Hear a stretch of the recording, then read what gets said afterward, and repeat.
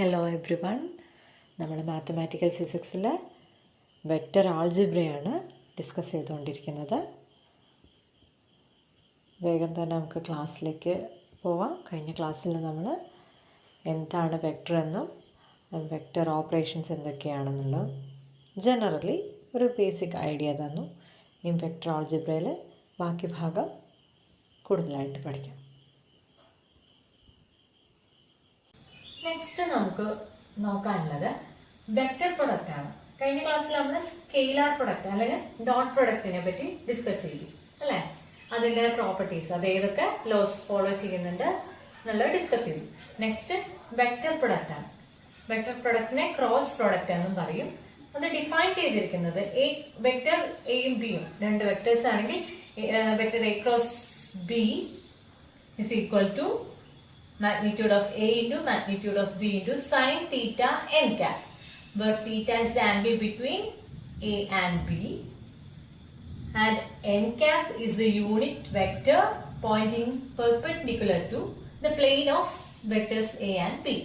അതായത് ഈ A cross B ചെയ്യുമ്പോൾ നമുക്ക് കിട്ടുന്ന പ്രൊഡക്റ്റ് ഒരു വെക്റ്റർ ക്വാണ്ടിറ്റിയാണ്.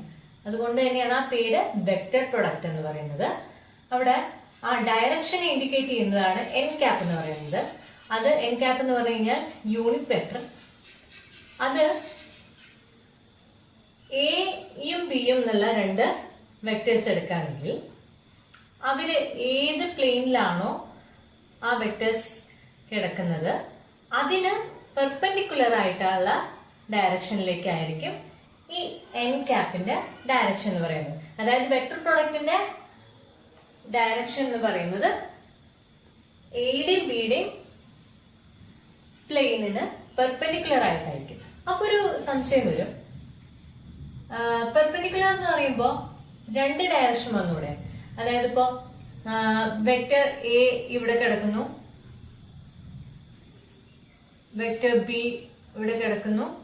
അതായത് ഇങ്ങനെ നോക്കുകയാണെങ്കിൽ ഇതിപ്പോ ഒരു എക്സ് ആക്സിസും ഇത് വൈ ആക്സിസും ആണ് വിചാരിക്കുക. അപ്പൊ അതായത് എക്സ് വൈ പ്ലെയിനിലാണ് എന്ത് എയും ബിയും കിടക്കുന്നത്. അപ്പോ അവിടെ ഈ വെക്റ്റർ പ്രോഡക്റ്റ് എടുക്കുന്ന സമയത്ത് എ ക്രോസ് ബി ചെയ്യുന്ന സമയത്ത് കിട്ടുന്ന പ്രോഡക്റ്റ് ഇതിന് പെർപെൻഡിക്കുലർ ആയിരിക്കണം, എക്കും ബിക്കും പെർപെൻഡിക്കുലർ ആയിട്ടായിരിക്കണം ആ വെക്റ്റർ പ്രൊഡക്റ്റിന്റെ ഡയറക്ഷൻ. അതായത് എൻ ക്യാപ്പിന്റെ ഡയറക്ഷൻ എന്ന് പറയുമ്പോൾ ഒന്നില്ലെങ്കിൽ ഇങ്ങോട്ടായിരിക്കാം. ഇത് എക്സ് വൈ പ്ലെയിൻ ആണെങ്കിൽ സെഡ് ആക്സിസിലേക്കാണല്ലോ അതിന്റെ ഡയറക്ഷൻ വരുന്നത്, എക്സിനും വൈനും പെർപെൻഡിക്കുലർ ആയിട്ട് അല്ലെ? അപ്പോ ഒന്നുകിൽ പുറത്തേക്ക് ഈ ബോർഡിന് പുറത്തേക്കാവാം, അല്ലെങ്കിൽ ബോർഡിന് ഉള്ളിലേക്കായിരിക്കാം direction. Whether it can be positive or negative. Positive ആണോ നെഗറ്റീവ് ആണോ ഡയറക്ഷൻ സെഡ് ആക്സിസിൽ എടുക്കേണ്ടി വരിക എന്നുള്ളത് ആണ് നമ്മൾക്കൊരു കൺഫ്യൂഷൻ വരാൻ പോകുന്നത്. അപ്പോ അത് നിങ്ങൾ പഠിച്ചിട്ടുണ്ടായിരിക്കും. Right hand thumb rule use ചെയ്തിട്ട് ആ പ്രോബ്ലം നമുക്ക് സോൾവ് ചെയ്യാനായിരിക്കും സാധിക്കും. അതായത് ഇപ്പൊ എ ക്രോസ് ബി എന്ന് ഇവിടെ ചെയ്യുമ്പോൾ ആദ്യം ഏത് വെക്ടറാണ് ആ ഓർഡർ പ്രിഫർ ചെയ്യുന്നത്.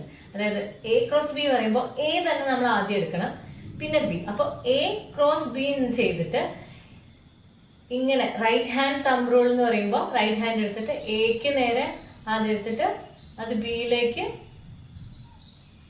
ട്വിസ്റ്റ് ചെയ്യുന്ന സമയത്ത് എന്താ വരിക? ഇങ്ങനെ എടുക്കുന്ന സമയത്ത് തമ്പിന്റെ ഡയറക്ഷൻ എങ്ങോട്ടാണ്? ഉള്ളിലേക്കാണ്. അപ്പൊ അതുകൊണ്ട് തന്നെ ഇവിടെ എ ക്രോസ് ബി ചെയ്യുമ്പോൾ ഉള്ളിലേക്കാണ് ഡയറക്ഷൻ വരിക അല്ലെ? പിന്നെ ബി ക്രോസ് എ ആണ് ചെയ്യുന്നെങ്കിലോ ബി എന്നാണ് നമ്മൾ സ്റ്റാർട്ട് ചെയ്യേണ്ടത്. ബിന്ന് എയിലേക്ക് എടുക്കുന്ന സമയത്ത് ഇറ്റ്സ് പോയിന്റിങ് ഔട്ട്വേർഡ് അല്ലെ? അതായത് പുറത്തേക്കാണ് അതിന്റെ ഡയറക്ഷൻ വരിക. അപ്പൊ അതായത് എയുടെയും ബിയുടെയും കിടക്കുന്ന പ്ലെയിനിന് പെർപെൻഡിക്കുലർ ആണെങ്കിലും അത് ഉള്ളിലേക്കാണോ പുറത്തേക്കാണോ എന്നുള്ള രീതിയിൽ ആ പെർപെൻഡിക്കുലർ എന്ന് പറയുമ്പോഴും രണ്ട് ഓപ്ഷൻസ് വരും. ആ എന്ത് നമുക്ക് റൈറ്റ് ഹാൻഡ് തമ്പ് റൂൾ വെച്ചിട്ട് ആ പ്രശ്നം സോൾവ് ചെയ്യാവുന്നതാണ്. മനസ്സിലായല്ലോ? ഓക്കെ. ഇനി ഈ വെക്ടർ പ്രൊഡക്റ്റ് ഫോളോ ചെയ്യുന്ന ലോസ് ഏതൊക്കെയാണെന്നൊക്കെ നോക്കാം. നമുക്കൊരു എയും ബിയും വെക്ടേഴ്സ് ഇങ്ങനെ കൺസിഡർ ചെയ്യുകയാണെങ്കിൽ ഇവിടെ എ ക്രോസ് ബി കണ്ടിട്ട് അതിന്റെ മാഗ്നിറ്റ്യൂഡ് ഡിറ്റർമിനന്റ് കണ്ടു കഴിഞ്ഞാൽ അതെന്ന് പറയുന്നത് ഒരു പാരലലോഗ്രാമിന്റെ ഏരിയ ആയിരിക്കും. അത് ജസ്റ്റ് ഒന്ന് ഓർത്തിരിക്കാനുള്ള പ്രോപ്പർട്ടി. പിന്നെ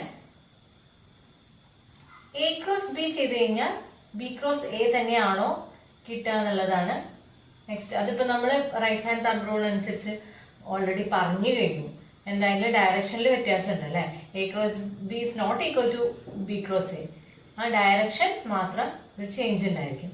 അപ്പൊ അതുകൊണ്ട് തന്നെ A cross B equal to minus of B cross A, which means that it's not commutative. പിന്നെ അടുത്തത് നമ്മൾ എയും ബിയും സിയും 3 വെക്ടേഴ്സ് എടുക്കുകയാണെങ്കിൽ A cross B plus C എന്ന് പറയുന്നത് എങ്ങനെ എഴുതാം നമുക്ക്? A cross B plus A cross C എന്ന് എഴുതാം.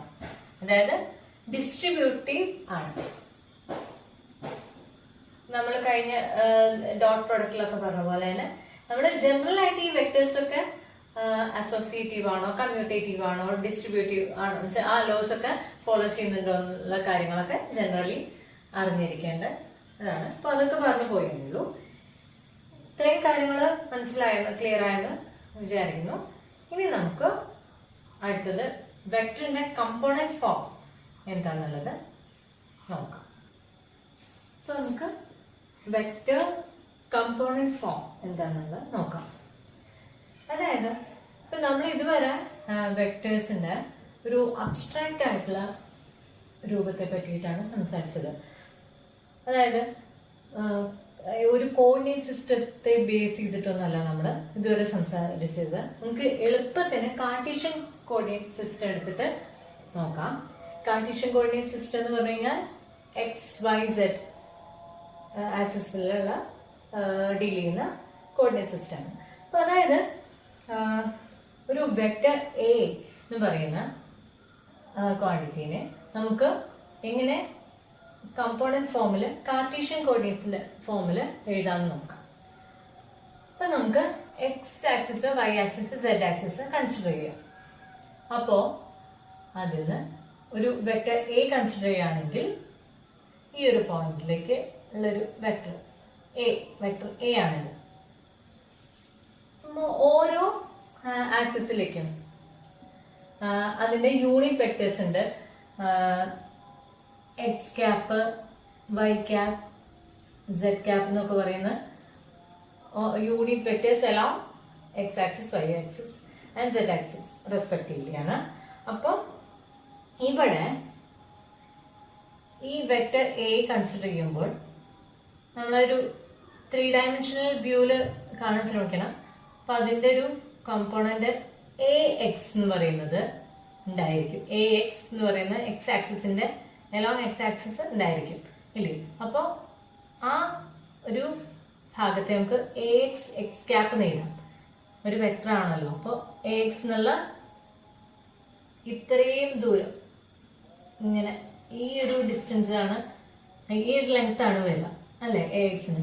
A X X cap plus A Y എന്ന് പറയുന്നത് എലോങ് വൈ ആക്സിസുള്ള ഈ വെക്ടർ എയുടെ പ്രൊജക്ഷൻ ആണ്. അതെന്ന് പറയുന്നത് എ വൈ വൈ ക്യാപ്പ് എന്ന് നമുക്ക് എഴുതാൻ പറ്റും. പിന്നെ സെഡ് ആക്സിസിലേക്കുള്ളത് എ സെഡ് ക്യാപ്പ് എന്നും എഴുതാൻ പറ്റും. അതായത് ശരിക്കും പറഞ്ഞാൽ A X A Y A Z എന്നൊക്കെ പറഞ്ഞു കഴിഞ്ഞാൽ ഈ വെക്ടർ എയുടെ കമ്പോണൻസ് ആണ്, അതായത് പ്രൊജക്ഷൻസ് ആണ്. എക്സ് ആക്സിസിലേക്കും വൈ ആക്സിസിലേക്കും സെഡ് ആക്സിസിലേക്കും ഉള്ള വെക്ടർ എയുടെ പ്രൊജക്ഷൻസ് ആണ് ശരിക്കും പറഞ്ഞു കഴിഞ്ഞാൽ A X A Y A Z എന്നൊക്കെ പറയുന്നത്. അറിയാലോ. അപ്പോ നമുക്ക് വെക്ടർ എനെ നമുക്ക് ഇങ്ങനെ റെപ്രസെന്റ് ചെയ്യാം. A X X cap plus A Y Y cap plus A Z Z cap. ഇത് കാർട്ടീഷ്യൻ കോർഡിനേറ്റ് സിസ്റ്റത്തിലാണ് നമുക്ക് ശരിക്കും ഏറ്റവും ഈസി ആയിട്ട് ചെയ്യാൻ പറ്റുന്നത്. പിന്നെ അതുപോലെ നമ്മള് വെക്ടർ ബി എടുക്കുക. നമ്മളിപ്പോ നേരത്തെ ചെയ്ത ഓപ്പറേഷൻസ് ഒക്കെ ഒരു അബ്സ്ട്രാക്ട് ആയിട്ടാണ് ചെയ്ത് നോക്കിയത്. ഇനി നമുക്കത് കമ്പോണന്റ് ഫോമിൽ ആ ഓപ്പറേഷൻസ് ഒക്കെ ചെയ്യുമ്പോൾ എങ്ങനെ എഴുതാനാണ് അതിലേക്കാണ് നമ്മൾ എത്തുന്നത്. അപ്പോൾ വെക്ടർ ബി കൺസിഡർ ചെയ്യണമെങ്കിൽ ഇതേപോലെ B X X cap plus B Y Y cap plus B Z Z cap എന്ന് എഴുതാൻ സാധിക്കും. നെക്സ്റ്റ് വീഡിയോയിൽ അടുത്ത ടോപ്പിക്സ് കവർ ചെയ്യാം. Thank U.